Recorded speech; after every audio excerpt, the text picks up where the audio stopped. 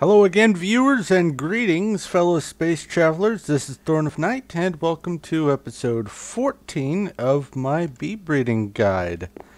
In today's episode, we are going to be covering some pretty nasty bees. We're going to be doing the Infernal Branch, and there are 3 new bees added to this branch that you need to know about. The first one is the SINISTER, then there's the FIENDISH, and then the Demonic. This branch, working with it, I guarantee you're going to want to have a bee suit made, because there's some pretty nasty effects that you're going to have to put up with. But first, this branch does need to be bred in the nether, or if you have Mistcraft, the hell biome will do. They do need netherwort as their flower, so you're also going to have to get some soul sand as well. And the SINISTER and FIENDISH bees have a pretty nasty effect. It's called aggressive, and what it does is it damages not only you, but any entity nearby. It causes really rapid and pretty painful damage if you're not wearing the suit. And having varying amounts of the apiarist armor on will defray varying amounts of the damage. So if you're wearing everything but the hat, you'll take a little bit of damage. If you're not wearing any of it, you'll be dead pretty quick. Now the demonic bee has a different effect that is equally as problematic. It's called flammable, and as you can guess, it lights entities on fire. Yourself, cows, pigmen, whatever. Well, I guess pigments are immune, but skeletons, or creepers, spiders, whatever. Anything around will light on fire. And, like I said, they can only be bred in the hell biome. Now, there's some interesting outputs that you can get from these that are useful for a few things.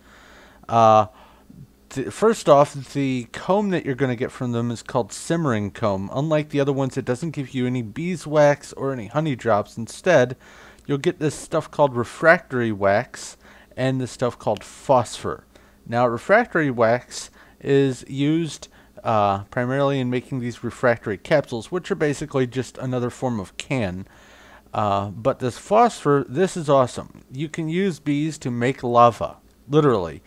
The phosphor, taking phosphor and sand in a squeezer, you get lava. And if you want to really make it efficient, you can just take the capsules here and use that for storing the lava. So out of this whole line, you can get a whole bunch of lava capsules basically ready to go for your needs for fuel or for heat or whatever, but it's actually a pretty efficient way of getting some lava. Next, the Fiendish bee, I almost said Fiendish princess. The Fiendish bee will give you this stuff called ash. It has a few uses. I think you can make charcoal out of it, or maybe gray dye or something. It's not hugely pivotal, but the demonic bee will give you glowstone dust, and that is really helpful. And what is this? Potash apple or potash. Tastes a bit like chalk. Anyway, so let's go take a look at the Infernal Branch and see what you've got to deal with here. And for this map, if you do choose to download it, which I will have a link in the description below for the download, when you arrive here, you will have a suit of apiarist armor if you don't already have one spawned in. Important to note, even though that we are not in the nether, this is a Mistcraft age. You can see clouds and grass and all that. It's still the hell biome, so don't place a bed if it's nighttime. It will go boom. But let's get on with it. You are going to need two different kinds of, or one of 2 different kinds of hive bees, sorry. The modest bee, which you can get from the yellow hives in the desert, or the tropical bee, which you can get in the jungle. And then you're going to need a cultivated bee, which is from the Apis branch. If you don't know how to do that, you can hop through here and go take a look, or you can watch my Apis video. But you combine those guys and you will get a level 4 bee called the Sinister Bee. And oh, it's the princess this time. Excellent. Let's take a look at this just to get an idea of how long it took me to make it. Oh, just one generation. Now, just because it only took one generation for this to make doesn't mean it'll take one generation for you. Conversely, if I've got a bee that takes 50 generations to make for me, you could nail it on the first one. It's all just probability, so don't bank on the number of generations being the same as mine. But let's compare this to a creative spawned one just to get an idea. Hey, this one looks like... Oh, wow. This one, whoops, is a purebred bee. That's kind of nice. And I'm having some lag issues. What's going on? That's kind of weird. Anyway, I will... I'll have to put these somewhere for you to look at. Let's get a chest upgrade. Here we go. Do that. Whoops. I'll fix that in a moment. Put these in here for you. And let's move on. Oh, well, first let's go over here. As you can see, the... I don't need that. That was for naming a Mistcraft book. Disregard that thing. It does need the nether wart. And let's look at the typical output from a Sinister Bee. As you can see, this is a hellish and arid biome. You're generally going to get, looks like, 2 drones output and generally 2 or more of the simmering comb. I borrowed one from this to pop in here. Out of, really? Yeah, out of 1 stack of simmering comb, you're going to get a stack of this refractory wax and more than a stack of phosphor. That's kind of nice. I didn't actually know that. I've not looked in those things since I tossed the wax in. It's pretty nice.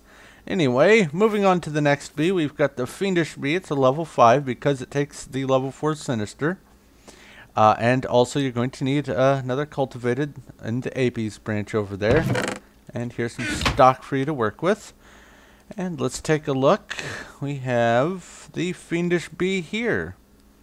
Excellent, another queen. Let's see how long it took to get this puppy. Just 1 generation. Alright, that's pretty nice. And there are some differences, so it's not a purebred. But you can see most of the stats are pretty spot on, and that aggressive effect is there and painful and annoying just for you to deal with. Let's see here. Any differences in the output? No, nothing there. Alright.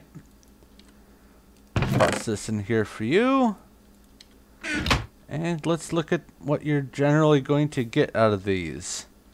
Some ash, 2 drones, several comb. These are pretty high output bees. That's just from 1 breeding, or from 1 life cycle of a queen. And once again, that's a stack of the simmering comb over there. Alright, and finally the demonic bee, which takes a Fiendish and a Sinister, which you bred from here.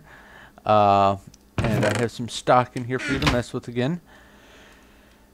This one is a drone this time. That's alright. I will take this to see how long it took me to get it. Like I said, doesn't necessarily mean it's how long it'll take you. 4 generations, not too bad. Let's look at the stats on this, just to get an idea. Okay, well, the one that I bred for the active trait borrowed from one of the bees that were used to make it. So it's got the aggressive, but once you get a purebred going, you're going to get that flammable effect. And I had contemplated giving you an example of the flammable and aggressive effects and all that, but I think you know what taking damage and catching on fire is like, so I'm not going to.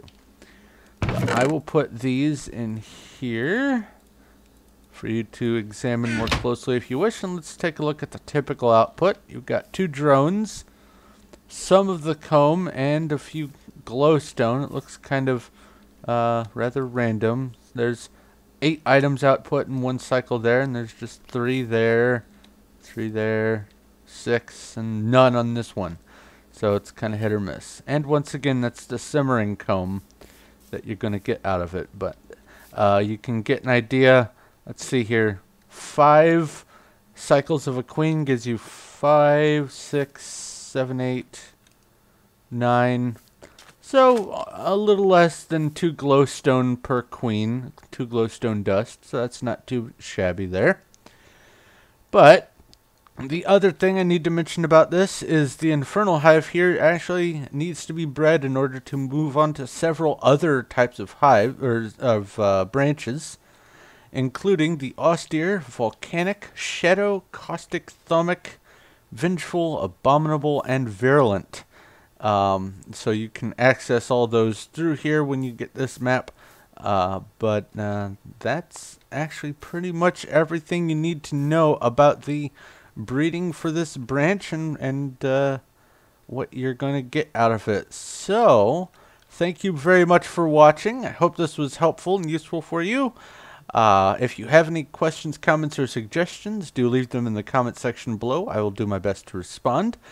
If you like this video and like what I'm doing here, please feel free to give me a like. I do appreciate it. And if you haven't already, go ahead and subscribe so you know when my next stuff comes out.